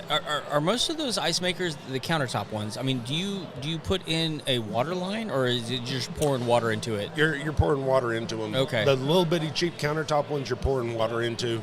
I mean, I know they have like the under the counter ones that tap into water line. Now Yeah. the nice under the counter ones, they run a few grand, and that's a whole other can of worms there. But those you do hook up a water line. I actually worked on a KitchenAid earlier today, right before I came up here. Oh. I had to replace a water valve in it. Got damaged in this last freeze that we had. So Got a little chilly. yeah, a little chilly. So it broke the water valve in the water line. So customer had a little bit of a leak problem. So That's no we good. replaced all that and got them back up and running. But in my experience, those under the counter ice makers, they are quite possibly the most self-destructive appliance. I tell people, first thing I do when I start looking at one of those ice makers is first thing I do is check the manufacturer tag and look how long ago it was manufactured. Because if it's 7 years or older, I tell them, Just get it out of there. You're going to throw good money after bad. We might not be able to fix it. And believe me, you can throw a lot of money into this thing trying to fix it. Well, look, I mean, we've talked a couple times on the show now since you've been out to my house about the oven that we have that's been discontinued. Yeah. And I was like, look, guys, this is why you don't buy cheap crap. Yeah. I mean, like, and that's literally what happened with our oven. Is somebody was like, look, let's just buy the cheapest oven that we can, stick it in here, and now it's like, we can't even fix it. It was such a piece of crap that they discontinued the model, they discontinued making the parts, and they cut bait and moved on. And I don't blame them. That's a Samsung, right? It was a Samsung, yeah. Yeah, and we're not going to disparage brands, right? Right. But that's what it was. Yeah. Samsung does do some good things. They do some bad things. And that's any company out there. Nobody makes the perfect unit ever. Right. Since 1984, they've been operating under the theory of designed obsolescence. Yeah, as have most brands. You're right. I mean, all of them. Case in point, I see ovens built from the 50s, 60s, 70s, up into the early 80s. Yeah. I'll still see them, and they're still working. Yeah. And it might not look great, but they're still working. And then from about 1985 to about 2009, there's nothing. Because all of that is obsoleted and in a landfill somewhere. Are there no brands that were really making good stuff then, though? I mean, like... The only company that I can say that still makes really good stuff the way it was made once upon a time is probably Speed Queen. Okay. And Speed Queen, they're known for their industrial stuff. Their laundromat, washers, industrial, commercial, all that. We've talked about them 100 times on the show. Right. Yeah. Speed Queens are phenomenal. They have that small residential branch of their business that they do that. Here's the interesting part. They use a lot of the same vent for all the residential stuff that they don't manufacture, like lid locks for your washer and whatnot. Yeah. They actually use the same vendor as Whirlpool for those components. Oh, really? So I always tell people, it's like, look, when it comes to washers and dryers, if you can do Speed Queen, great. Your kids will inherit them. They're tanks. Yeah. I've been called out 6-7 times on Speed Queens. Only half the time the problem was actually with the unit itself. Yeah. Usually it's the house that's the problem. Figure that one out.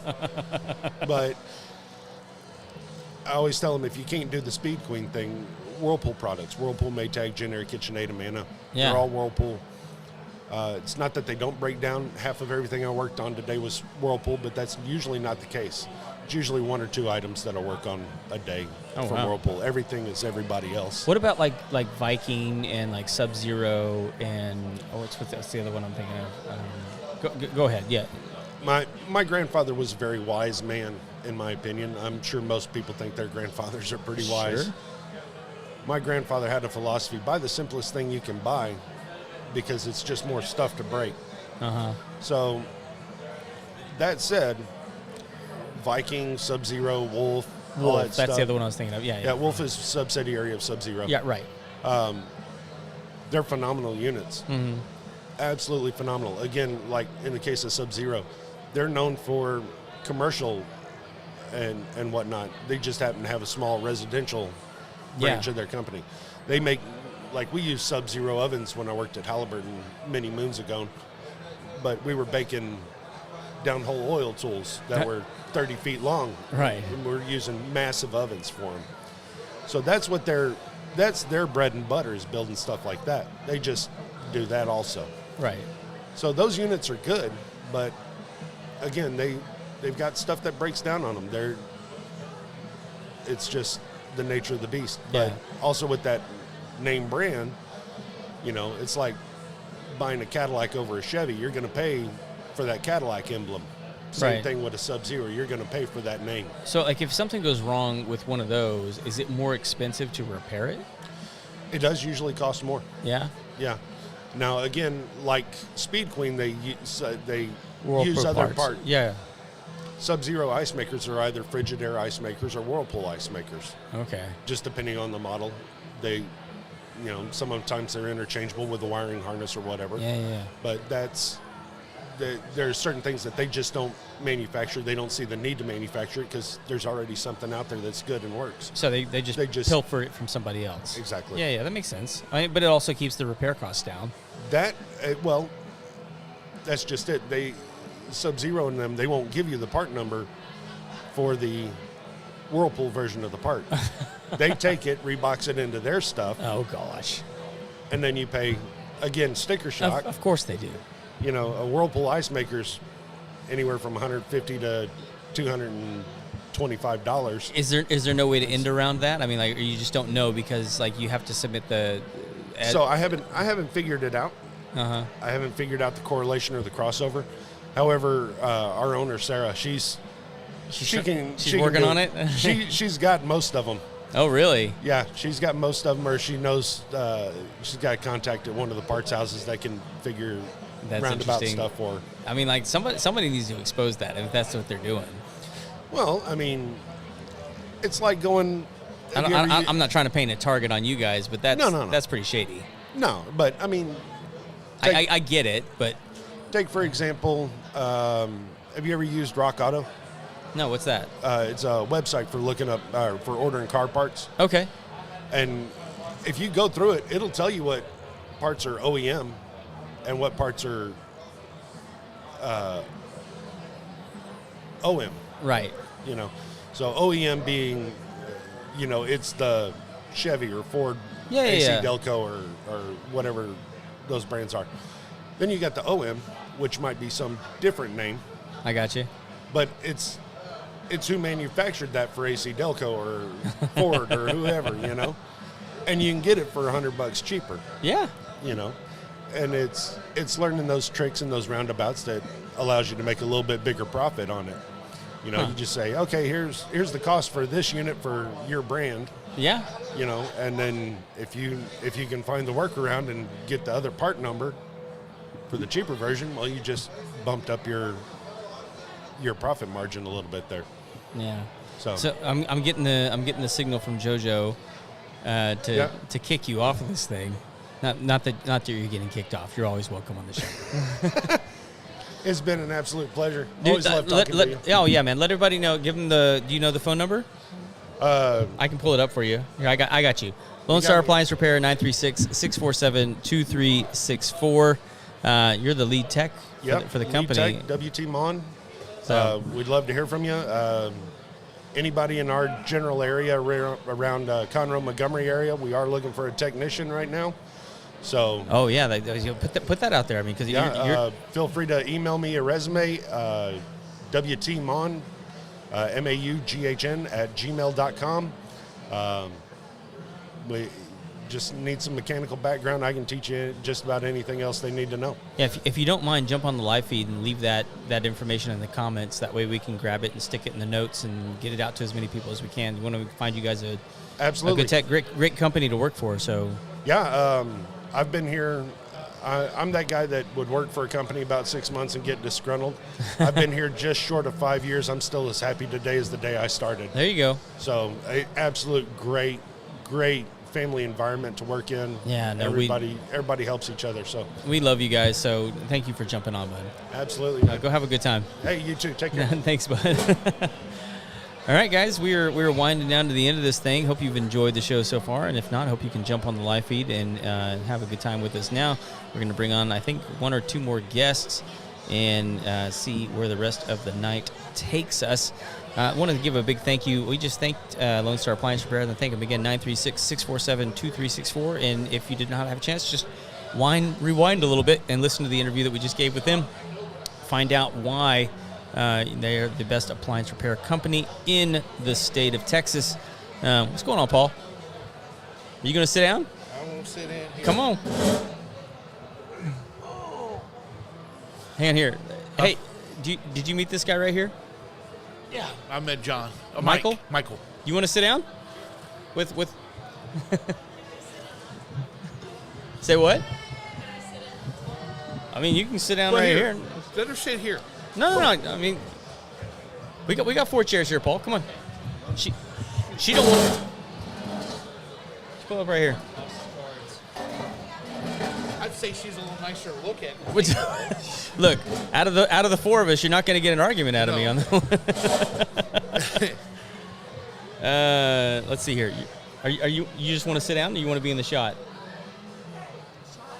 Well, there's a camera right there. You want to sit right there? You're going to eat my pretzel? Is that okay? All right, hang on.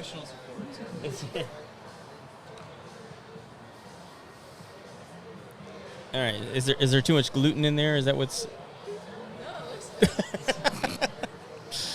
All right. So I got Paul the plumber and real estate agent Michael here. Michael, remind me who you're with again. So I'm with my broker is Realty One Group. My team is John Garrett. Okay. John Garrett Realty team. Yeah, dude. Listen, Paul. This guy's tough. He had to share an office with Corey for a while. Really? Yeah. Oh, wow. Then, yeah, he might have a future. There's a possibility. Yeah. Dude, if you can put your hand like that in front of it with your mouth, and then you're close enough. All right. There you go. That's the only way, because I don't have headphones for you guys. I have a big nose, though, so I mean, I might need a little more space. If you hit it, you're still fine. All right, cool. I'll pull you down a little bit. All right. You guys having fun tonight? Yeah. Having a good time. Yeah. Paul, what have you been up to, man? I hadn't talked to you in a while. Man, it's been hit or miss lately, the last couple months. Okay. So we're hanging in there like a hair on a biscuit. The hair on a biscuit? Yeah. You need to get some gravy. Oh, I need some. Like some water heater installs and stuff. Yeah. I need some. Yeah. Are you guys doing more of the tankless, or are you doing like the traditional? We do both. I know you do it's both. It's hard. It's hard. As of late, we've got 3 of them we've done. Mm-hmm. So I'd like to do more. I like that endless hot water. Well listen, you guys had to turn me down because I didn't have the right kind of gas line, and I think that's the thing a lot of people don't realize. You got to have the right gas line to even get those things put into the house. That's right.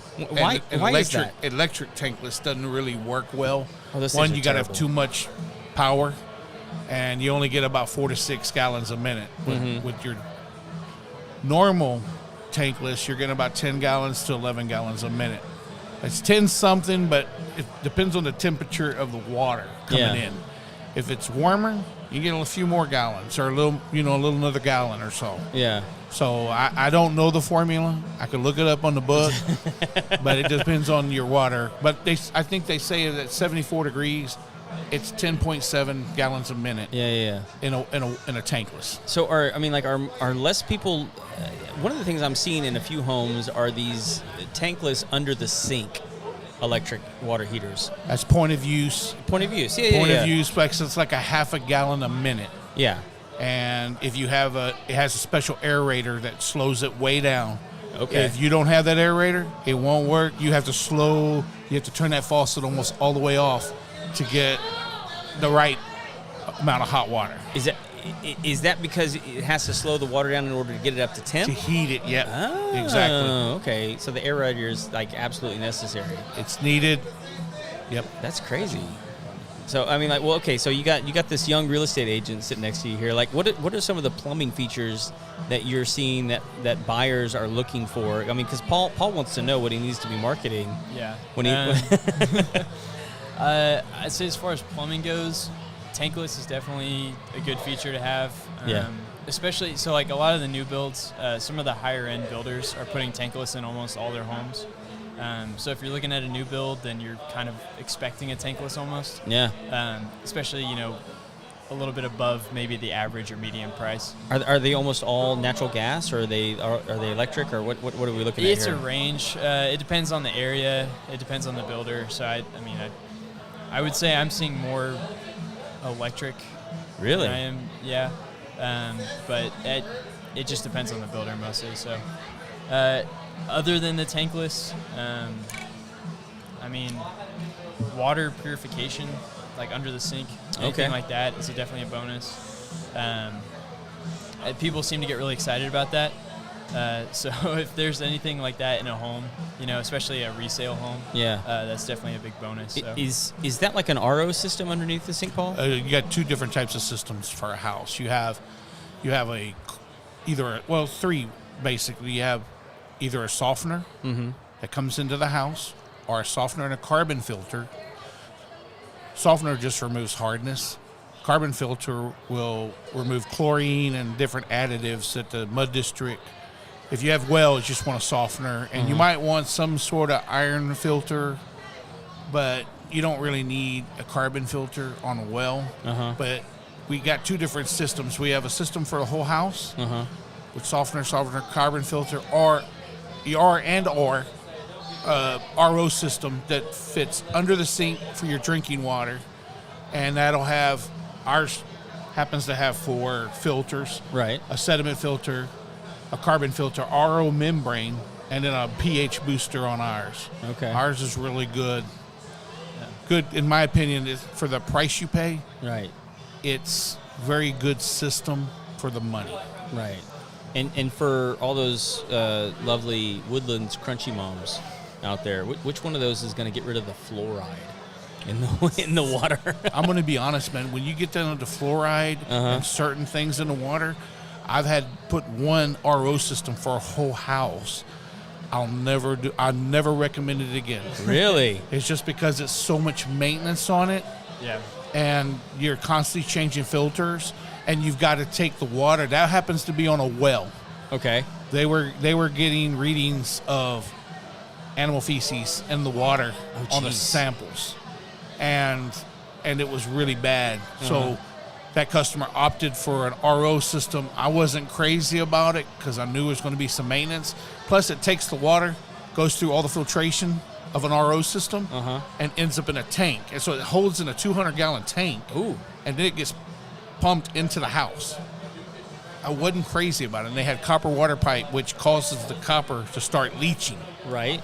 So they kept that system for 2 years before they repiped the whole house with PEX. So everything inside the house, porcelain, was green. Oh.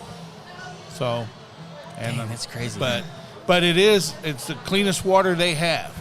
Yeah. But it's just a lot of maintenance, and it wasn't worth. So when you say a lot of maintenance, was that something you were having to go out to like monthly? Was it like weekly? Well, that was the first system I've ever put in.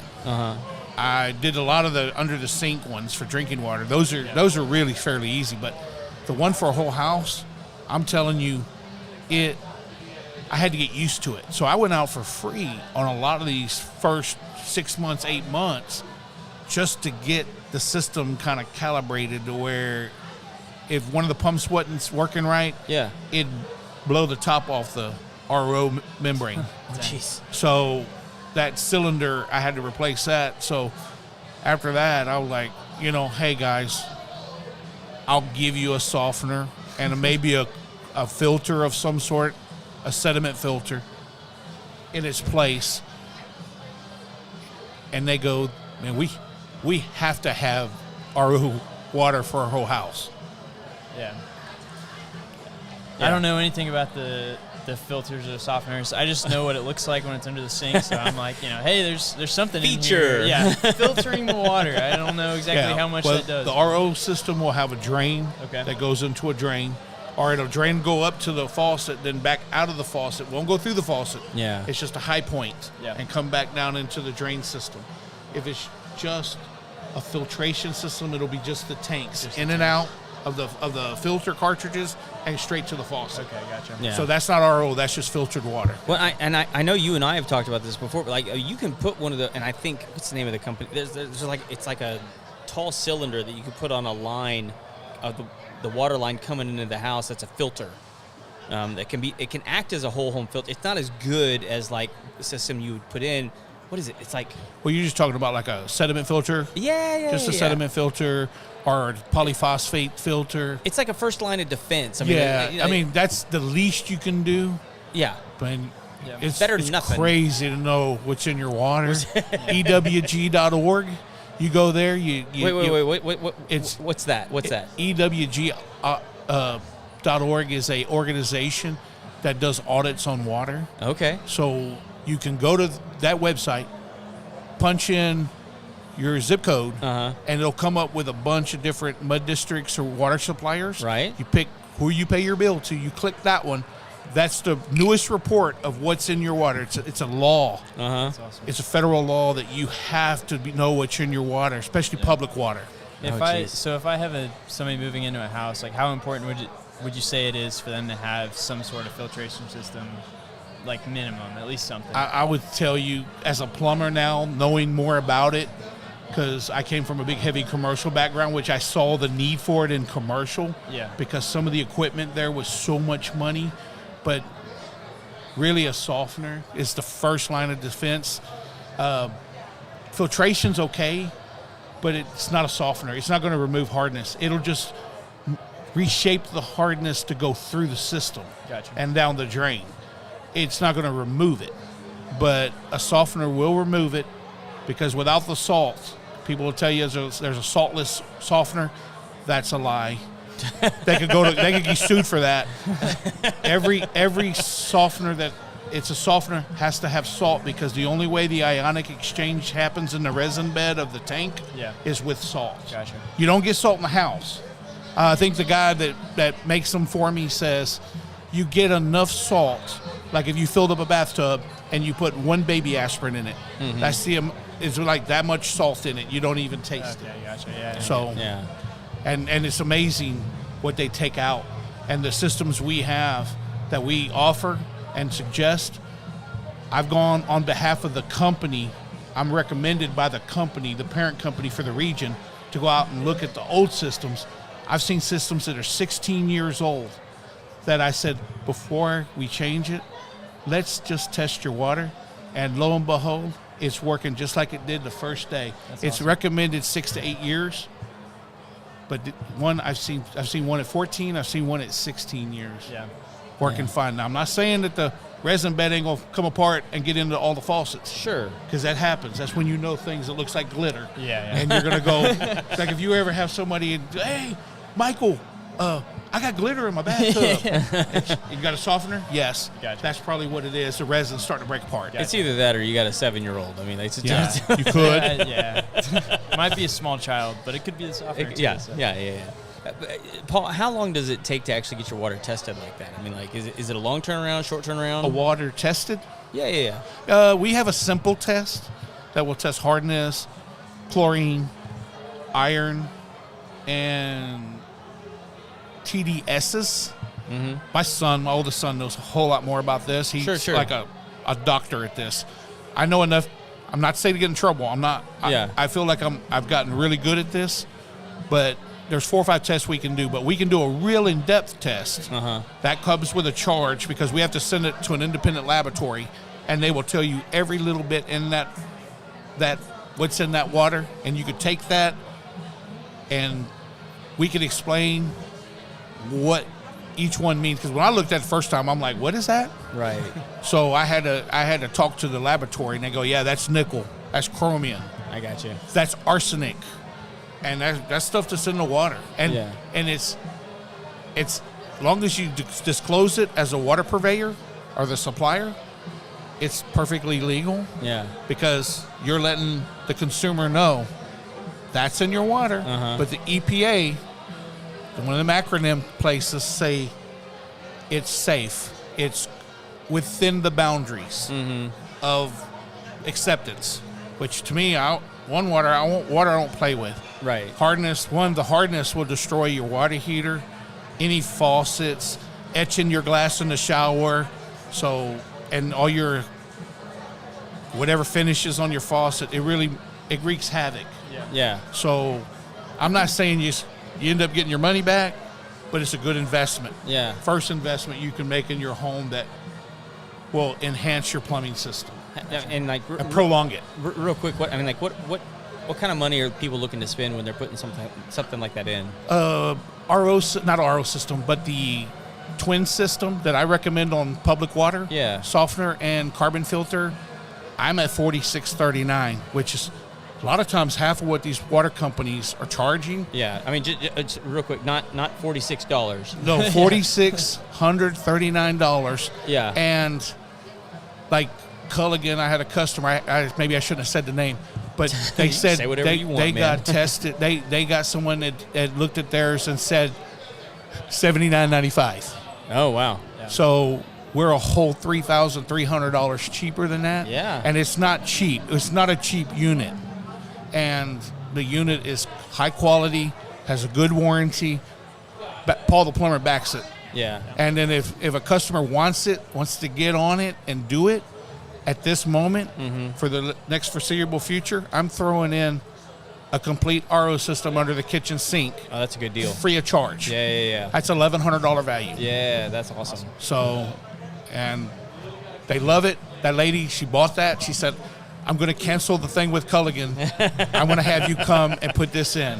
Well, that's the kind of thing, like when you're buying a home, that's the time when you want to spend that money, because you can typically roll something like that into like a home loan. You could, you know, and that way it doesn't hurt you as much, because you're like, all right, I'm gonna break this out over 30 years, you know, and now I'm gonna have clean water. I'm not gonna have to be dealing with all this crap. As I'm moving forward. I'm actually curious about one of the trends I'm seeing in homes right now are these combined bath areas. Are you guys familiar with what I'm talking about? Combined bath. You know what I'm talking about? You talking about like 2 baths? No, it's what I'm talking. Like we did an Airbnb up in Oklahoma not too long ago, and we walked into the bathroom, and there's this big area where there's a freestanding tub, but it's also in the shower area. Oh, I've seen that in one house. You know? Yeah. And for me, this seems to be a growing trend where like the bathtub is in the shower. Yeah. I've seen that in one place. You know, and I'm wondering if you're seeing this on the real estate side, and I'm wondering if you're dealing with this. Is that a plumbing nightmare? I mean, like No, actually that particular customer had the shower pan put in, and then he had a wall mount faucet for the tub. Right. Okay, because he didn't want to mess up the vinyl pan underneath the tile. So, and then the tub had a drain on it that didn't go into a drain. It just drained into the shower floor. Right. And went straight to the shower drain, which it was really nice, but because it was already done and whoever did it missed something, and I had to take it out. What'd they miss? What did he do? I think it was something about how the tub wouldn't sit just right. Okay. And I had to do something with the tub itself. And because they're all one piece now. Well, yeah, they almost sit like flush on the floor. Yeah, most they of them. flush on the floor. And I forgot what he had. I think it was something to do with a strainer. Okay. And I had to pick it up and work on it. Okay. And get my hand under it. And I had to put it straight up. And then I said, you know what? I got to get this thing out of here. I had to pick it up, open the shower door, went inwards, take the tub around it, get it outside, lay it on the floor, fix it, right, take it back, put it in, and but that's the first time I've seen it. I've seen it one time. Oh my gosh. So I've seen it. I know what that means. Yeah. So hey, I am down to 2% battery here. I'm gonna have to wrap the show. Right. We could keep talking for a while now, but I need to shut things down. If I need to go live again, I'll set up another studio without this thing. So, but thank you guys for. Yeah. It's always a pleasure. Yeah, man. Hanging out with you. Real quick, if people need to get a hold of you, how do they do that? They can call our office at 832 521-3252. I'm so sorry. I was going to give my cell phone number.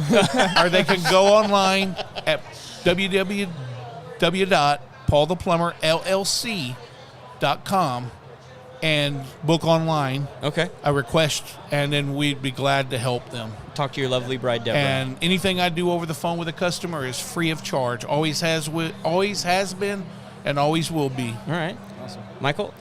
Yeah, if anybody wants to reach out to us, the easiest way is just to go to sellingthewoodlands.com.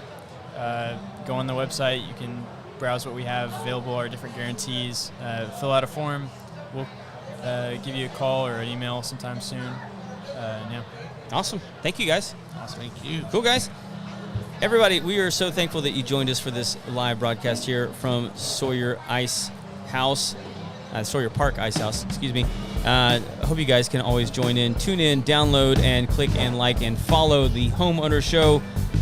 Join us anytime that we go live, but also go and download the content. We are so thankful for you following us and making us the #1 homeowner show in the country.